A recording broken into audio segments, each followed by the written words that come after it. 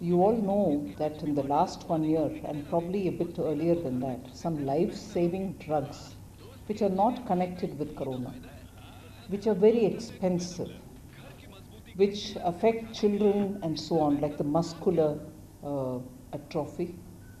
So, in those situations, the entire process of coming up to the finance minister, who's otherwise authorized by the council to give exemptions, does consume time, and as a result many of the children are really going through, and the parents are going through a lot of tension whether it will be available, because the drug itself costs several crores, and over that the taxation is very severe. So exemptions have been given for such drugs. There won't be any tax GST on them. I am giving the name of two because those two are very imported, very expensive drugs. Zolgensma is one. Zolgensma.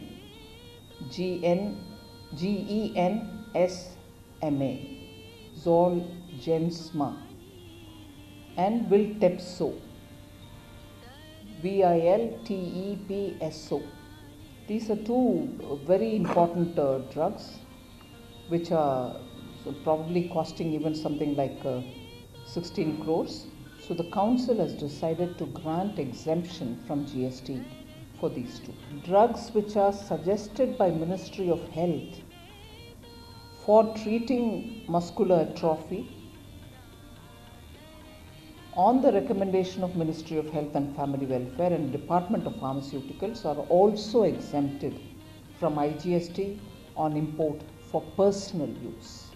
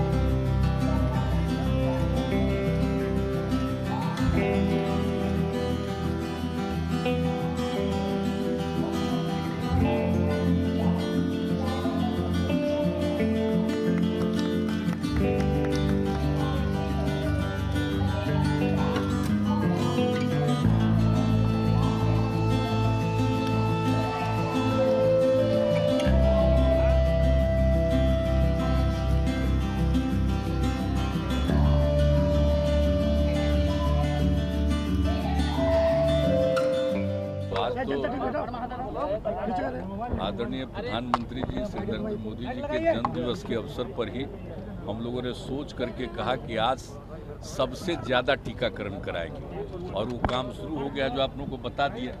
हम लोगों ने कहा 30 लाख से ज़्यादा करेंगे। बताइए कितना time बीता है, 7 लाख से ज़्यादा हो गया। तो हम लोगों का तो सोच लीजिए, स्वास्थ्य विभाग के सब लोग इस काम में लगे हुए हैं और बहुत अच्छे ढंग से शहरी क्षेत्र हो, ग्रामीण क्षेत्र हो, सब जगह पूरे बड़े पैमाने पर ये सब काम हो रहा बहुत अच्छे ढंग से। और लोगों में जागृति लाने की भी हर समय कोशिश की जाती है ताकि लोग सचेत भी रहें और आगे भी इस तरह का कोई खतरा नहीं।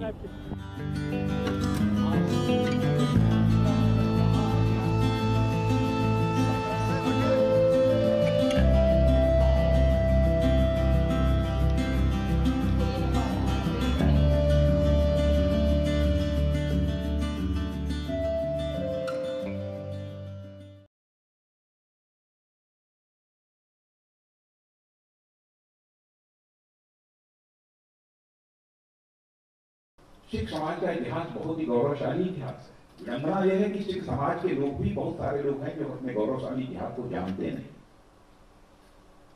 मैं तो कहूंगा कि इतिहास के पन्नों को पलट कर देखिए, नौजवानों को बताइए कि सिख समाज का इतिहास कितना गौरवशाली है, कितनी कुर्बानियां दी। सिख कहते किसे हैं?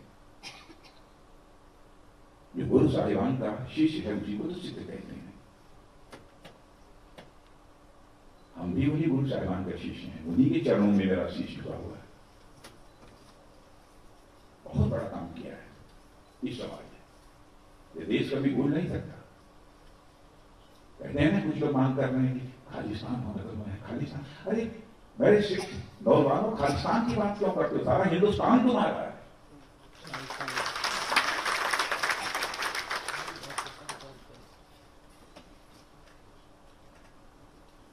बहुत ही गौरवशाली आपका इतिहास है।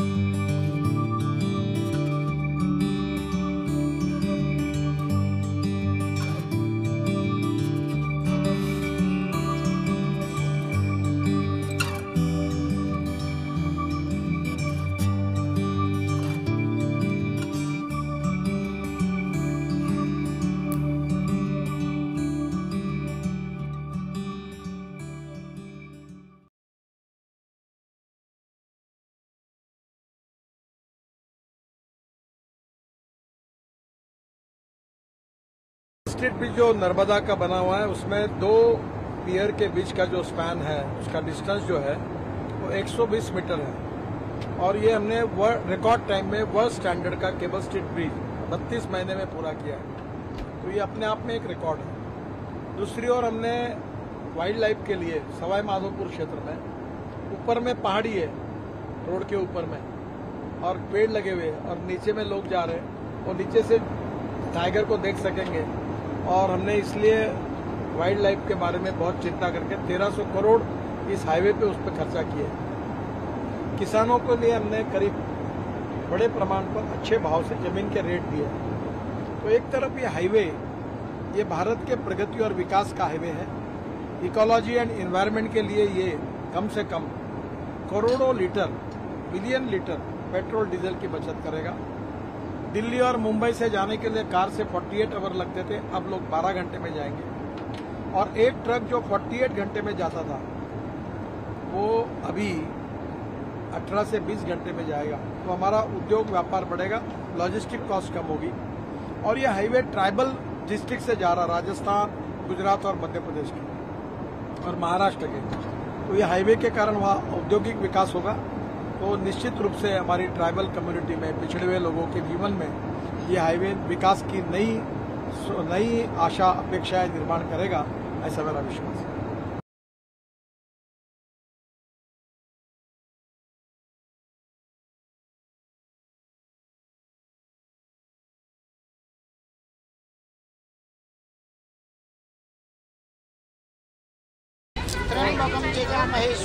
On the occasion of Vishwakarma Puja, scores of people in Nepal on Friday worshipped vehicles and metallurgy.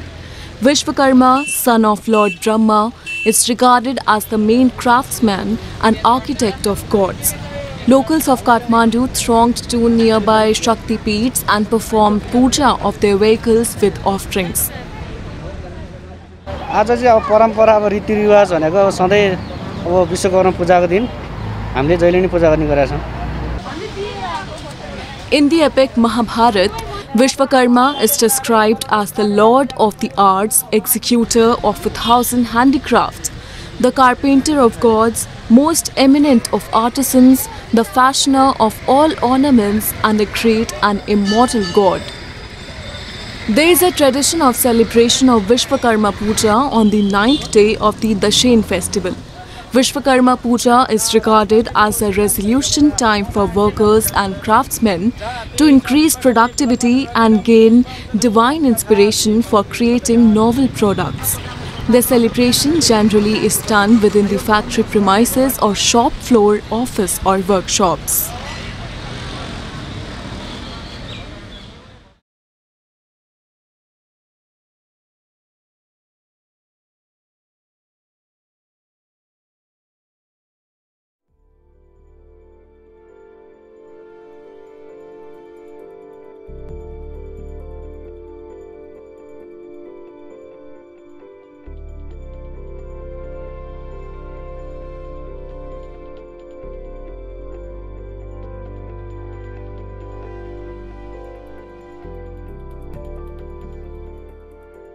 मैं आपके राही मैं एक बताना चाहता हूं, श्रोमणी अकाली दल वादा करता है कि ये जो काले कानून गवर्नमेंट ऑफ इंडिया ने बनाए है खेती, पंजाब में हम लागू नहीं होने देंगे।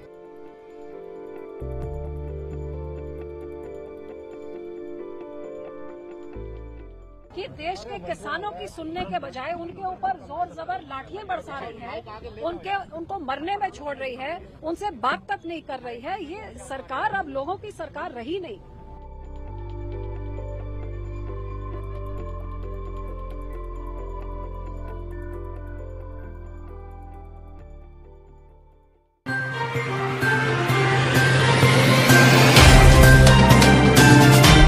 Subscribe now and press the bell icon.